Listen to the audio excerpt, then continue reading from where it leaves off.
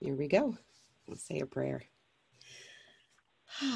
Placing my hands on my heart, settling into that place of peace with a breath of love and gratitude.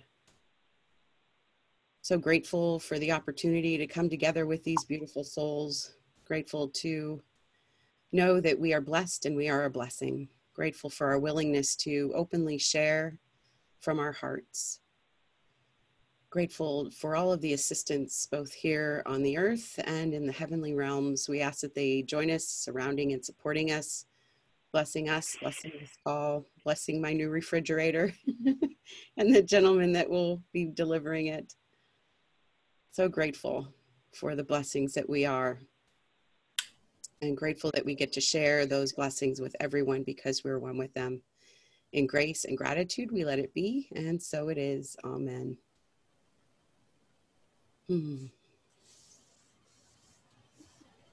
So good to see you all.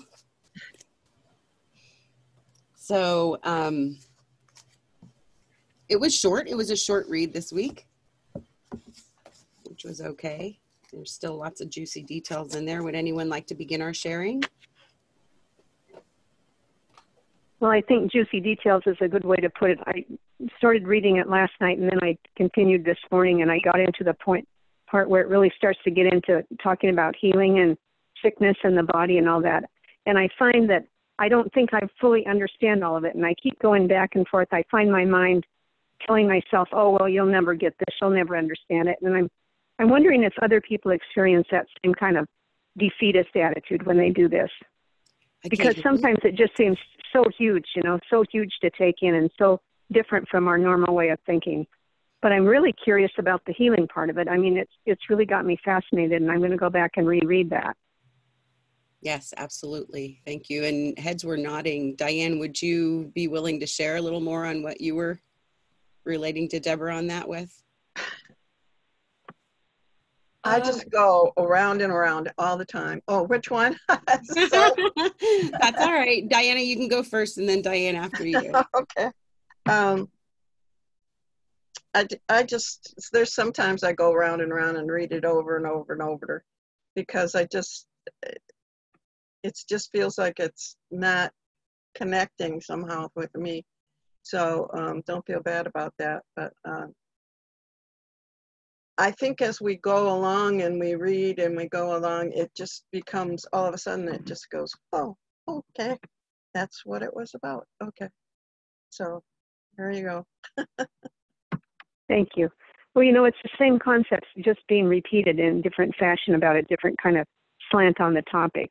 I mean, this time it was about following the one mind, and that the ego doesn't know what it's teaching, and how could it, because it doesn't know us and we don't know ourselves. And I mean, then my mind just starts spinning, and that's when I start thinking, well, how will I ever get there?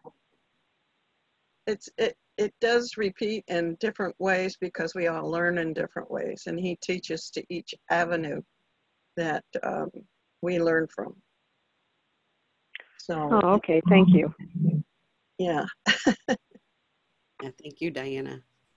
Diane. Sorry for that initial error. But I had a similar experience reading this, and I feel like it's my mind starts fighting with itself, and I think it's part of what I think about is there's certain concepts I feel like my mind just doesn't have the structure to understand. And so of course that's where trust comes in. But when I'm reading like this and I'm not getting it, I do feel a sense of, like I said, fighting with myself. And recently I heard someone describe the ego. It's a teacher here, and she said, I don't use the word ego anymore because it conjures up a lot of different notions for different people. So she uses this term called the protective personality. And that really spoke to me that, it's my protective personality or ego that probably doesn't really want to understand this because it's just too fearful. And so when I experience myself fighting with myself that I cannot get it, I don't understand it, it brings up fear in me. And so I think, like Diana said, you know, it's for me, it's about coming back to it and joining a group like this, doing more loving practices that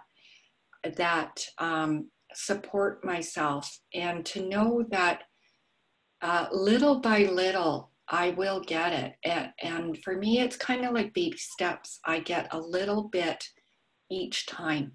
I never get a whole lot at once because I think it might blow my system. But I can take in little bits at a time. And so for me, the practice is really experiencing love through all of this learning. And also that I love that concept of being a happy learner. And that's, you know, directly from the course. And so I can trust in being a happy learner, even though I might feel like I'm not getting it.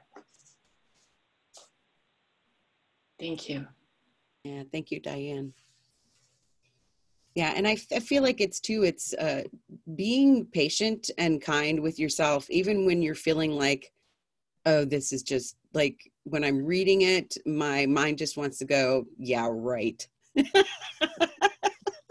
You make it sound so easy, you know? So just being kind to yourself, no matter if you're getting it or not, and knowing that it is working and it will come.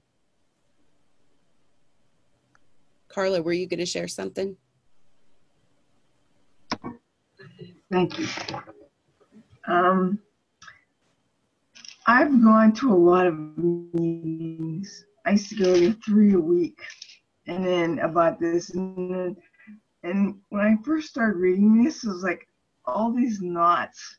It really aggravated my mind, and I've learned. I don't know if I've learned, but I started just letting go of wanting to understand. Because whoever wants, I have everything. And so as I started letting go, it seemed like in allowing my heart to receive the words, I didn't have to understand them. My heart knows them already. It's the thinking mind, the ego, the ego thought system that wants to figure it out. So I just let go. And I realized this course has been a perfect practice for me to just let go, because our pristine self is there, covered up by all this stuff, the thinking, the identification, all this stuff. And as we clear it away, and I don't even know how that happens, I just let go.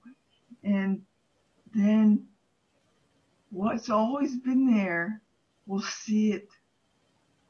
I see it. And I guess it was just the letting go, because it says, I don't know if I get the right words. Ego analyzes, spirit accepts. I just learned to accept it, letting go, the analyzing, the try to figure it out, the wanting that I have to be anything. I don't have to be anything. I already am. So, and then when I read this, I'm like, I didn't get this at all. I didn't feel connected to this reading. There's nothing in there. I have a couple lines highlighted. Well, this answers your question is why I was to read this, because I feel it, and I can share that whatever I share. I don't know. Thank Thank you, Carla. Leslie, go ahead. Good, excuse me, good afternoon, everyone. It's very nice to see you all. I actually loved this section. This is like one of my favorite sections. It's so funny how different things speak to different, all of us differently. In the very beginning, paragraph 1, sentence 1, I just love how it said, knowledge is not the motivation of this course, but peace is. And I have been chasing peace, I think, my whole life. And I feel like A Course in Miracles is the answer to finding that peace. And then paragraph 2, sentence 1, it says, the distractions of the ego may seem to interfere with your learning, but the ego has no power to distract you unless you give it power to do so. And then sentence 2, the ego's voice is a hallucination. And then sentence 6, if you do not want them, the ego thoughts, on the basis of loss of peace, they will be removed from your mind. And I think that's where the willingness comes in. And I also think that's where the power of the AIGs come in. Because if I set my intention at the beginning of the day that peace is the most important thing for me, then it helps center me that when the ego, or I like that the protective personality rears its head and I recognize the ego, then I can pause and say, wait, I'm choosing spirit, not ego today. And then paragraph 3, sentence 7, just when you give up peace, you are excluding yourself from it. And that's the truth. Whenever I choose peace, I'm the first person that's receiving peace from that. And it's just so interesting how I just love what we talked about a few weeks ago, just making that decision first thing in the morning. And Robin and I have certainly done AIGs together that, you know what, I aspire to be peaceful today. My intention is to maintain peace today. I'm choosing to respond instead of react. And, you know, I have a little trouble with goals because I've been so personality type A with goal driven. And so I sort of don't really like the goal thing, but, you know, the first 3 paragraphs, I didn't get as much from the end of the chapter, but the first 3 I really enjoyed. And I don't know, maybe I'm just learning that just to let go of the stuff I don't understand. It's like if I don't highlight a lot, I don't highlight it a lot. And maybe 5 years from now, I'll reread the same thing and I'll get more out of it. I just don't worry about it. But I love this section about peace because it's like, okay, I am motivated by peace. That's why I was drawn to this book. So that was cool. I like that. Thank you. And wait, sorry. Can you hear me still? Perfect example. You know, I get to work today. I was talking to my mom. We have our morning call. You know, everything was lovely. I get to work and I see my coworker leave. It's like 10 minutes before work starts. So I'm like, oh, she must be going to get a Starbucks, you know. So I just come into work and it's the whole basement in our office is completely flooded. And I'm on the 3rd floor, but the 2nd floor just has towels. I mean, it was dripping water off the ceiling in the basement. I work in a lawyer office, so there's tons of paperwork everywhere. And it was just really chaotic. And I have to be honest, I mean, true, it might have been a little different if it happened at my home. I hope not, but it's like I offered, you know, I was willing to be truly helpful. I offered what I could to be helpful. And I let it go and got out of the way. And the internet was restored an hour before the call, which I thought I was going to miss the call. And it was just kind of nice staying in my office and just maintaining the peace and not allowing the chaos to affect me. And there's a time where I would have been very reactive about that, where, you know what, this is my day. I have my routine. It's getting messed up. I do A, B, and C. And I just feel like I'm so much more flexible now. And it's just such a relief that things don't have to go my way for me to have a good day. So that's my little miracle of the week. Beautiful, Leslie. Thank you so much. Yeah, go ahead, Penelope. I love this section. It's the first time in weeks that I've loved a section, because I've been like, I felt quite lost in it. And I read this section one day last week, and something just made me pick it up and look at what we were going to be reading. And I was really like struggling, and I picked it up, and I started to go into peace. And then it happened about 3 times over a period of days that I picked it up, and I kept being drawn to it. So like this first line, knowledge is not the motivation for learning the course pieces, and I've just loved that line. And this is the prerequisite for knowledge, only because those who are in conflict are not peaceful. In my experience, when I get the insights, the ahas, whatever it might be, if I've been in turmoil, there's a moment of peace, of stillness when the insights come. And so that kind of reinforces that part for me. I love the line in paragraph 2, line 2, the ego's voice is an hallucination. And for some reason, that really speaks to me. And I don't know, it's just like really kind of resonates with me that, yeah, it is an hallucination. So I love that bit. And another bit that I really loved, and I love the whole bit, but I'm just picking out these few. I'm going right to paragraph 6 now, and you cannot learn simultaneously from 2 teachers who are in total disagreement about everything. Their joint curriculum presents an impossible learning task. And again, that really resonated with me, because it's like, yeah, if I'm listening to the ego, then I'm in the attack, I'm in the defense, I'm in all this kind of like crap. And it's like, well, I get to choose which teacher am I going to follow. Am I going to follow the ego? Am I going to follow spirit? So yeah, I'd really love this section. So thank you. Thank you, Penelope. Robin, go ahead.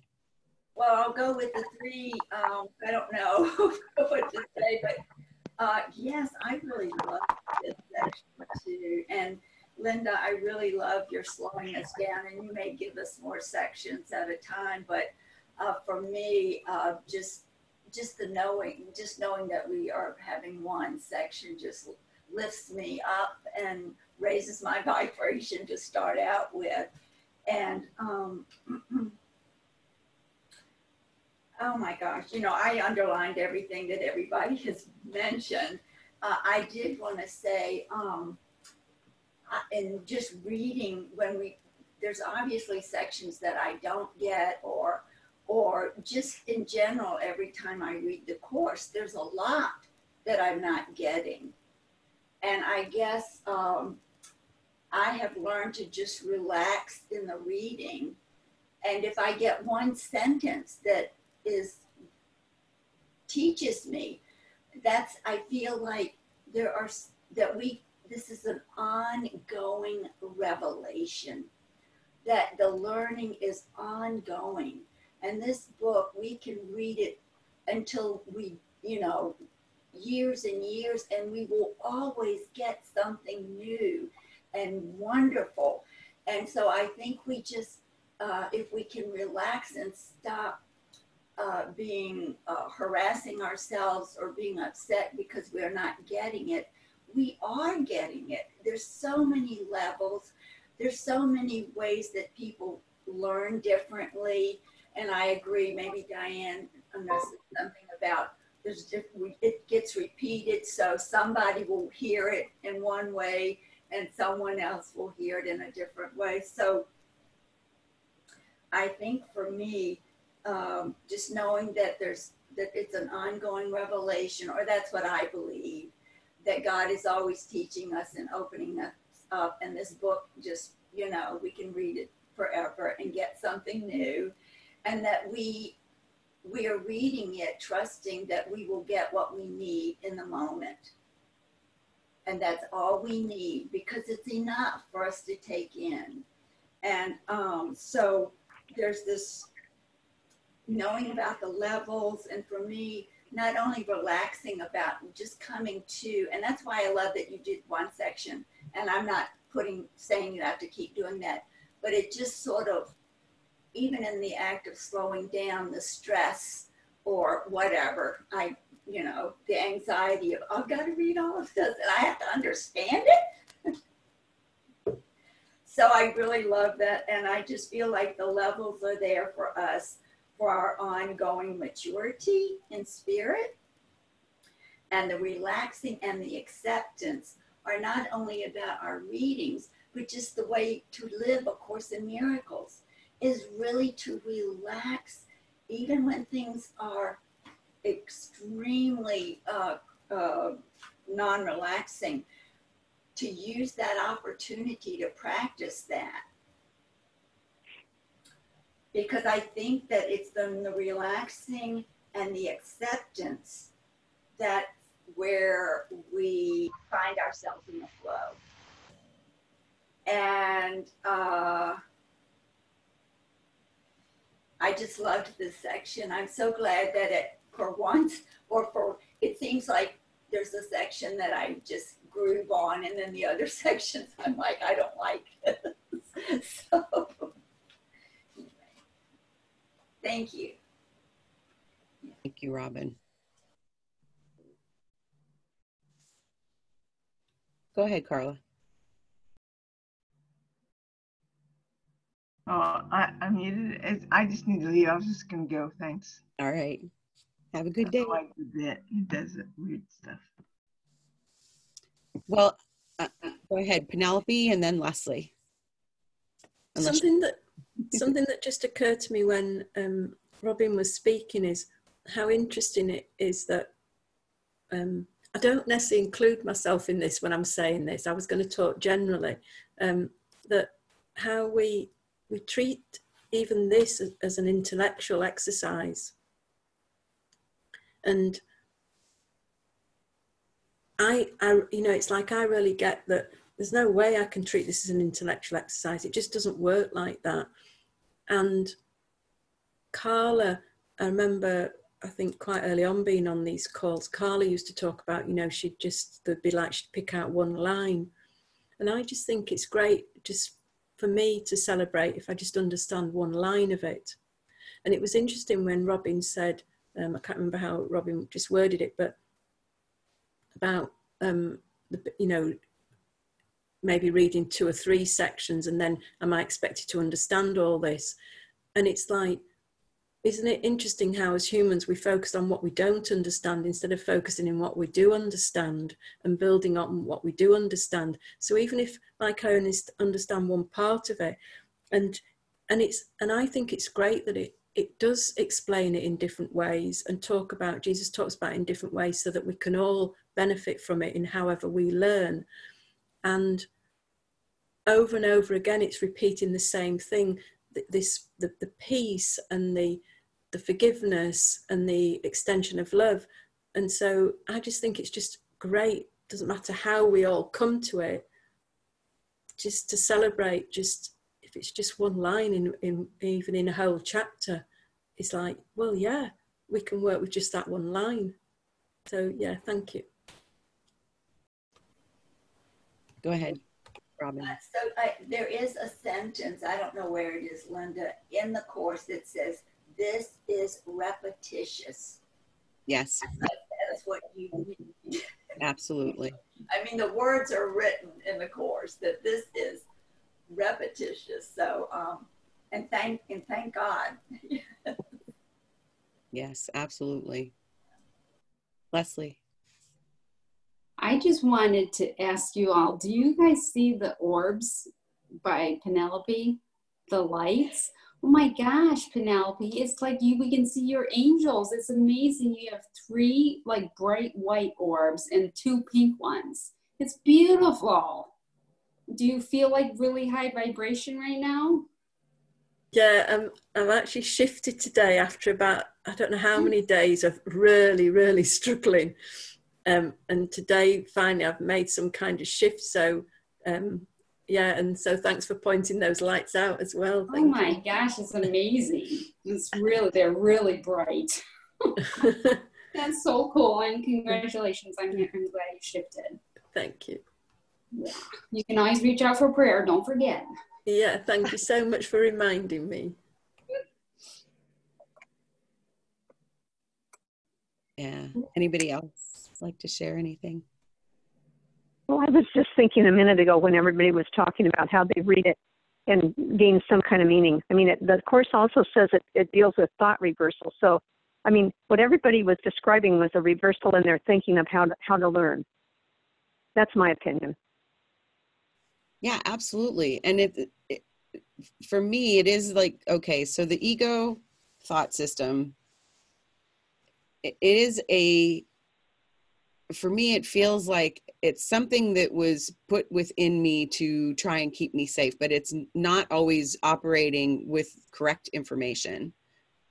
But it will also use the things that are beneficial for me to beat me up with. You might remember at the beginning of the year how I had missed so many of my ACIM lessons last year. And so I was continuing on. And every day when I would pick up the lesson, continuing on from where I was last year, felt like, you know, it was so defeating. Like, oh my gosh, I'm like 30 to 40 days behind. So I let it go. I gave it up. And I thought, you know, I've been doing these lessons for almost 10 years now. I can start on the daily lesson of the day. It's not going to be the end of the world if I don't go through all the ones that I missed. And it felt like such a relief. And that's why too, I am also enjoying just doing one section at a time, even though, you know, when I first looked at it, I'm like, oh, this is such a short section, it's not even 2 pages. And then I thought, no, this is going to allow me time to do other things. I know Spirit has this divine order of how everything is going to work. And I trust that. And I can really feel that it is sinking in as we go at this more relaxed pace for me. And I had everything that you guys shared in the first 2 paragraphs highlighted as well. But what it really said to me is, anytime that I am focusing on something that I want that is not the peace of God, that's where I'm having a challenge. So, you know, I want a refrigerator that works. I want to feel harmony in my household, but is that the peace of God? Maybe, maybe not. So if I focus on just the peace of God, I want the peace of God, I want the peace of God, I want the peace of God, knowing that I actually already have it when I get out of my own way, then I don't really have to want for anything else. So I have preferences, but what I really want is the peace of God. And when I can focus on that, then it's like, oh yeah, I can relax. I can relax. Even if I don't feel good, even if there's chaos around me, you know, whatever's going on, I can relax. Because I still, even in those moments, can close my eyes, put my hand on my heart, take a nice deep breath, and come back to the peace of God. And sometimes when I really need that, the way I get it is just to live in the very moment, just to condense things down to that holy instant or whatever you want to call it. And that's where I can find it. Yes, exactly. Diane. Linda, thanks for your share. And what I hear in that is that it's a real demonstration of living masterfully when you can experience that peace when there's a lot of chaos around. And sometimes I just find it like, you know, it's always, well, we choose this and choose that. And choosing peace when there's a lot of a chaos and things aren't going right the way you would like them to. That to me is such a huge, as I said, I don't even know what to call it really, but a huge success, or a real, it's just that manifestation of how to live masterfully, because we're all going to have chaos around us here or there. We don't know what's going to happen tomorrow. But to be in that peacefulness, I have so much admiration for you, for sharing that. Thank you. Yeah, thanks, Diane. Yeah, and it's not, you know, I go through that, all of the things that I am not happy with, you know, and all the ways that I beat myself up. And I allow myself to go through that and to feel those feelings, but I know that it's not healthy for me to stay there, and that it's not going to be forever. This too shall pass, you know? So eventually I can come around to, all right, peace of God. I've got that. I've got that. And then I can feel it. And it's because I am dedicated that I can demonstrate it to myself and allow it to be demonstrated to others. I mean, Leslie just had that same exact experience this morning when she came into work. You know, she went into the things that could be chaotic, but she said, you know, I'm just going to hold the space. I'm just going to be the peace of God, and everything like chilled out, and here she is. So we all have moments like that. I've seen it with many of you.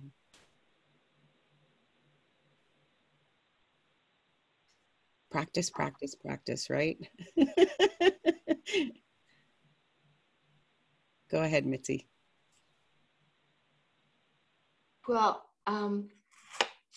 there in the section 4, it says, if learning aims to change, and that is always its purpose, are you satisfied with the changes your learning has brought you? And it goes along with an other reading I was doing. I'm in other chapters, and so I thought, all right, I'm like reading, I've gone ahead because that's where I'm at with my studies, but we're back here. And I asked myself, okay, so what is it here that that is I need? What is it here that I need? There's something here for me. There's reinforcement, you know, here. And I'm really committed to peace, the peace process. I'm just not there yet. I get challenged, and I'll have really a lot of peaceful times, and then I'll have a situation that comes up, and it is the same situation, just different characters, but it's the exact same situation. And I ask myself, how can I, learn to really give peace here? And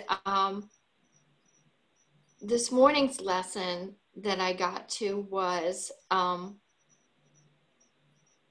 that I'm at a crucial point, according to the lesson, the ACIM lesson I was in. And it said, you have to make a decision. You either believe it all or you believe none of it. There's no in between. And I know from my own experience that so many of the lessons that have already been integrated into my life are true, and they actually brought me lasting joy in those situations. And so in the midst of not understanding pieces or not, you know, making the full change yet, I have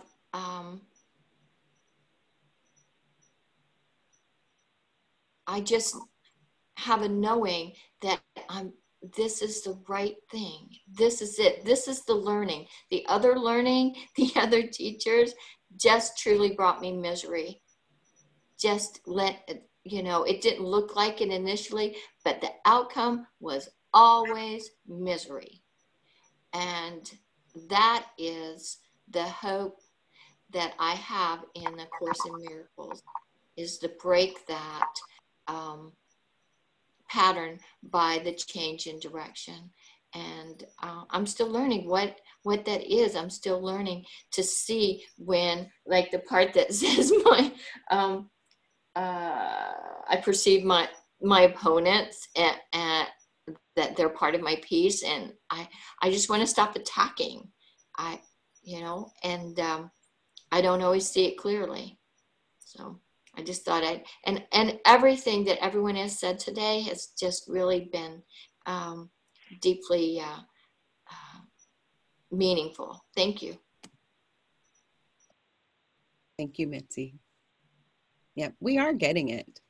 We are doing it. There's no doubt about it. It's just, you know, a matter of our willingness. And as we grow our willingness and strengthen our practice by doing it, then we're getting there. There's no question. There's no question. And I feel like sometimes when I read, I am so in my head and not in my heart. And that can make it feel challenging. You know, I'm so trying to understand it in my brain that my heart's going, just skip over that part, you know? And my head's like, no, I have to understand every little bit, you know? So then I have to remember what I want, the peace of God. Yeah. Yep. Anybody else have anything they'd like to share? Go ahead, Robin. Well, gosh, as repetitious as everything is, it's always so wonderful to get that aha. And it's like, part of me is like, well, you know that, or you should know that. And then just the way someone says it a little differently. And Linda, I can't quite grasp, but when you were sharing about being in the chaos or things not going our way or your way, and yet you have the peace, and it just really shifted something, because let's see,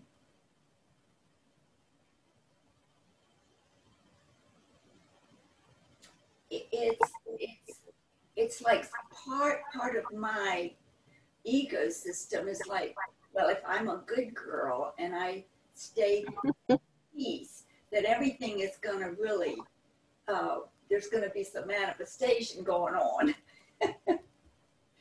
And when it doesn't happen, I feel like, well, I need to work harder. I'm not doing enough. And the truth of what I got from you just now was, it doesn't really matter if it's chaotic or not. If you can go to that peace place, it's not about changing. And it says, and it does say that, it's in a lesson, don't lament the world. Just don't even lament the world. Change your mind, and then the world will change. So don't lament the world and don't try to change it.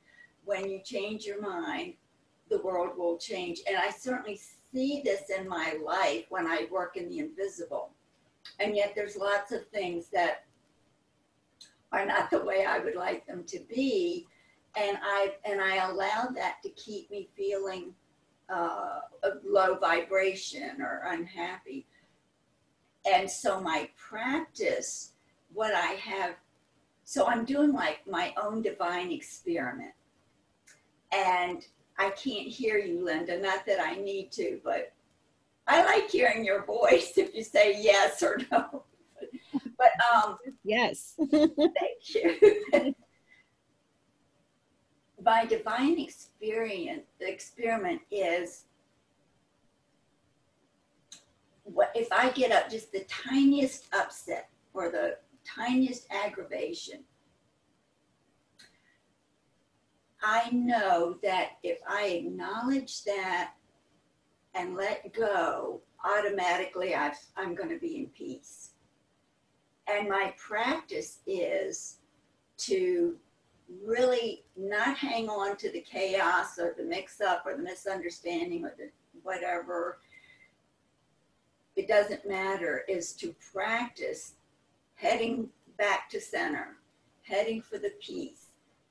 And when I can do that, and my action is to stay calm. If I can wake up enough and say, okay, Robin, it's time to calm down and it's time to take a breath, well, automatically I'm at peace.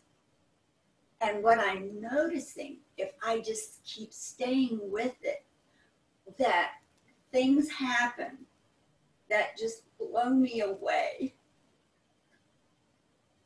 And so I have a real motivation for staying calm, because it makes, I can see how, I mean, things happen that I would just, you know, I had a weekend of adventure and joy and fun with spirit, putting things in the right place. My worries and letting them go, and then it changed. I mean, it was rather extraordinary, and yet it was very quiet, and the accomplishments were just like simplicity at its utmost. So, thank you. That was a ramble, but thanks. Yeah. That's beautiful, Robin. Yeah, and I can so relate to that too, because it's like we come from this learning in our society that we have to work hard to get what we want, to get where we want to be. And you know, this is telling us that no, we don't have to work hard. And that same learning is what has me and others that I've witnessed believing that, you know, if we are the good girl, if we do the things that quote unquote we're supposed to do in the right way that we're supposed to do them, then we're going to get all the goodies. So like we do our spiritual practice and then we're like, all right, where's all my baubles and goodies, you know?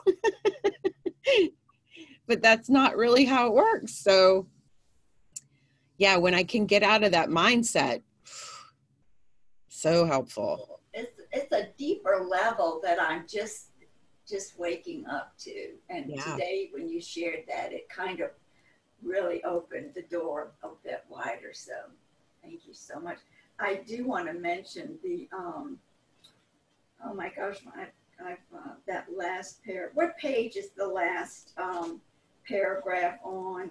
In my book, it's 129. It might be different in your book. Our book, Robin, is 139, the blue book. 139. Okay, thank you. I wanted to mention this before we leave.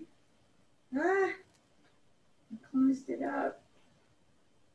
Was this sentence, which was really helpful or enlightening for me. 139. Yeah. Well, we must not have the same book. Well, gosh, I had my book open to the place and I've let it go. Go forth. And what time? Is it time? Is it? Nope, we got 15 minutes. Okay, well, maybe I'll find it. Let's see. I'll mention something, Robin, while you're looking, okay? Mm-hmm. I don't know if she heard me. Okay. I did. Yeah. I found it. Oh, good. Okay. Okay, so thanks. Sorry, guys. It's on the next to the last paragraph, and it says the volatile or the volatile have no direction. And I remember reading in the course about any of our negative thoughts bring violence to us. Any thought or upset that we create in our mind is a violent act towards ourselves. And so I remember reading that and going, oh my gosh, you know, and then today in reading this, the volatile have no direction. Well, again, for me, it's like if I stay in upset, I get confused and there's no direct, every time I go into a place of upset, whether it's just a small aggravation or something really huge, I'm not going to have any direction or guidance because it's not there. It's only found in peace, and it's only found in the present, and it's only found in now. So that was a pretty strong sentence to help. It stopped me, and I sat and thought about it and remembered reading earlier on. So it gives us all kinds of reasons to be kind and gentle and loving towards ourselves. Yeah, it's that form of self-terrorism, and it comes from fear, and it's not a helpful place. Leslie, go ahead. Well, thank you, Robin, because I hadn't even read that sentence, and I read these 2 pages twice, so I don't know how my mind skipped over that sentence, but it is an excellent sentence, so thank you. I just wanted to mention another way of maintaining peace for me, because I used to have a real problem with disappointment, huge pain body surrounding disappointment. And I've just learned through Jennifer's classes how important non-attachment is. And I'm sure, Linda, you're right there too. Like, let's just say your refrigerator doesn't come today. I know you're going to be fine. You're going to be disappointed, but hopefully you're not attached to it. And maybe it'll be here tomorrow, whatever. But I think I mentioned before that for my birthday last month, I was supposed to go on a hot air balloon ride. And it got canceled. And so we all went to dinner, we had a nice lunch, and it was fine. And then the second time it got canceled, and we were supposed to go on Sunday, and for the third time it got canceled because it really has to do with the wind, and I live in Michigan, so it's just the fall time is, you just can't predict it, you know. And I was really glad that my mom and sister and me, all of us, were just like, well, I guess we're going in 2020. And it was just, it's like I didn't bat an eye. I mean, it just makes me feel like I've come a long way, not to sound like I'm being full of myself or anything, but it's just like there was a time where I would have been really disappointed and it probably would have ruined my entire day. And it was just kind of like, oh, okay, well, I guess I'll do something else today, you know? So it's, for me anyway, going into something and reminding myself about non-attachment is very important to maintaining my peace. Yeah, absolutely. Thank you, Leslie. Can't wait to hear about it when you do get to go, though. That sounds like fun. Yeah. Go ahead, Diana. I like, you know, what you were just talking about, and I like this sentence that says, every response to the ego is a call to war, and war deprives you of your peace. Yet in this war, there is no opponent. So you're not fighting with anybody. I mean, it's just something to stop you from it. Just tells you it's real. Yeah, it's that form of distraction. Yeah. And I wrote in that paragraph before that, when he was talking about the distractions, what are the benefits of the distraction? So what are the benefits of my distractions? What am I getting from them? Because I must believe I'm getting something from them or I wouldn't keep doing them, right? Yeah. Yeah. Helpful stuff, really helpful stuff. Does Yeah, I anybody thought have it was a good anything? chapter. Go ahead. What'd you say, Diana? I'm sorry, I missed I that. said I thought it was a good chapter. It was really a great section in this chapter. And I do want to continue with the difference between imprisonment and freedom for next week. So yeah, go ahead, Penelope. Can I just ask one quick question? I was trying to find it. I think it quite early on in the lessons. Is there a lesson that actually says, I want the peace of God? What I was going to ask you though is the word want. Because my understanding is that whenever, it's like if I was using the word want, I'm actually creating wanting.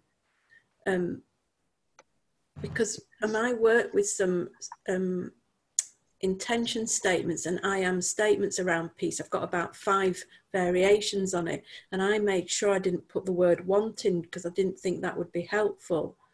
But yet the course uses the word want. Yeah. And I feel like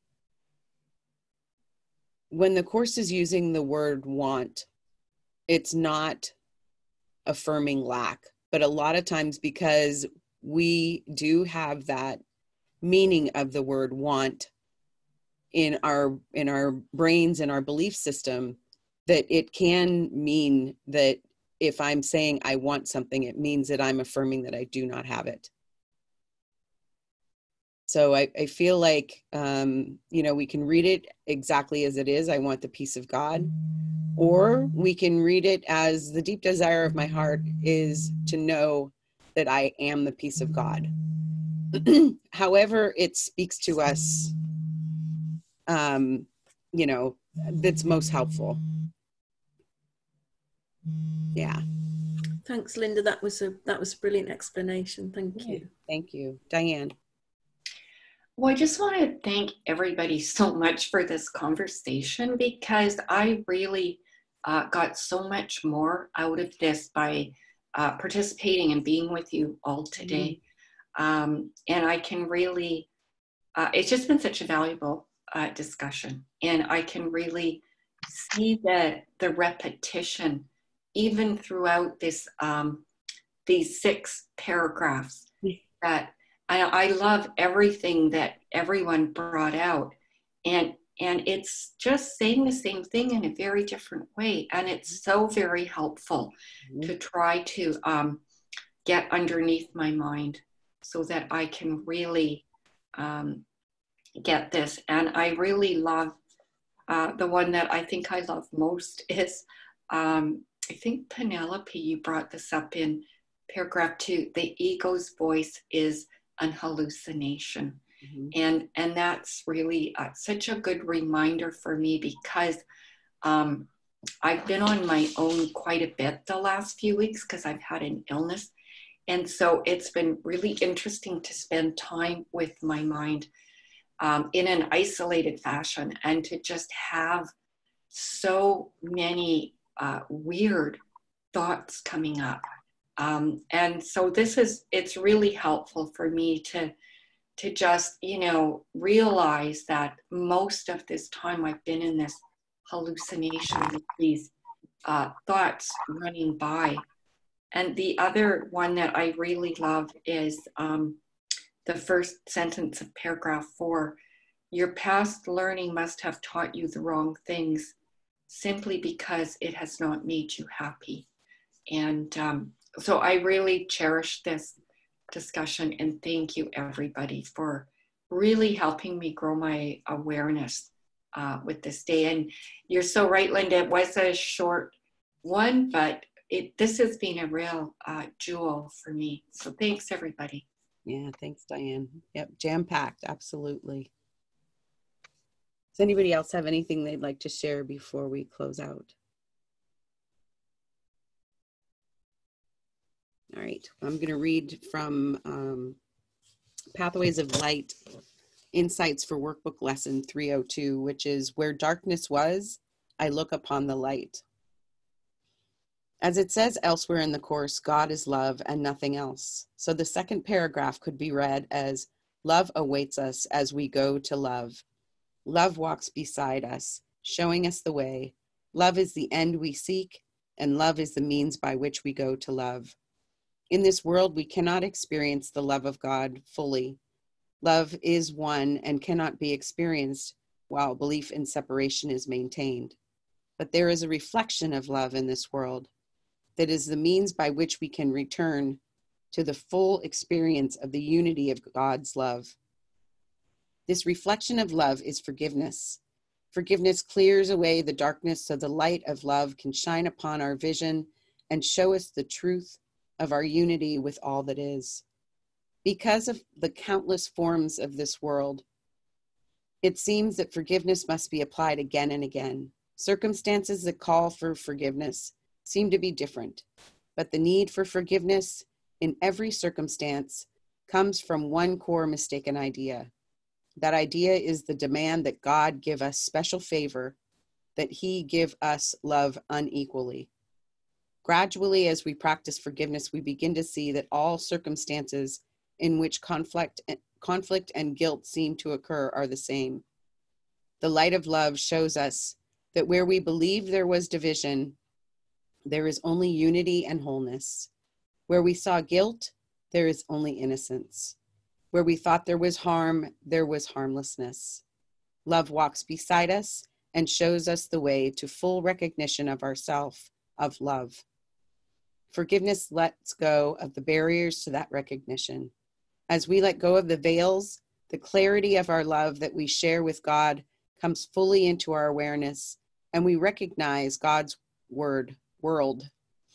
We recognize heaven, the eternal, joyous giving and receiving of love. As I learn to attend the love that walks beside me, I will look only upon the light. The sentence that stands out to me in this lesson is, now we seek that darkness is our own imagining, and light is there for us to look upon. I see that I awaken as I recognize that the darkness I see out in the world is my own imagining. I awaken as I recognize that the light is there for me to look upon. I see that this is my daily opportunity. The world of separation, of separate bodies, is a dream. A world of differences is a dream. This world is a projection that does not leave my mind. If I see darkness out in the world, it is a reflection of a belief in darkness that still resides in my mind. I have a choice. I can continue repeating projection from the past, or I can make the choice to recognize the light that is there for me to look upon. The choice I make depends on what I want to reinforce within myself. I am either holding the ego's hand or the Holy Spirit's hand with every thought. I would use this day as a practice to open my mind to the light that is eternally there to see, if I am willing to see it. Today I can reinforce the dream or practice letting it go, seeing it for the nothingness that it is. The truth is, God is, love is, there is no other. Am I willing to recognize love today, or will I try to make the darkness real? Today, I am willing to practice opening to the truth that only love is real. Where darkness was, I look upon the light. And so be it. Thank you, everybody. Thank you. Love you all. Thank you. Have a great week. Thanks, Bye, Lydia. everyone. Everybody. Bye. Bye.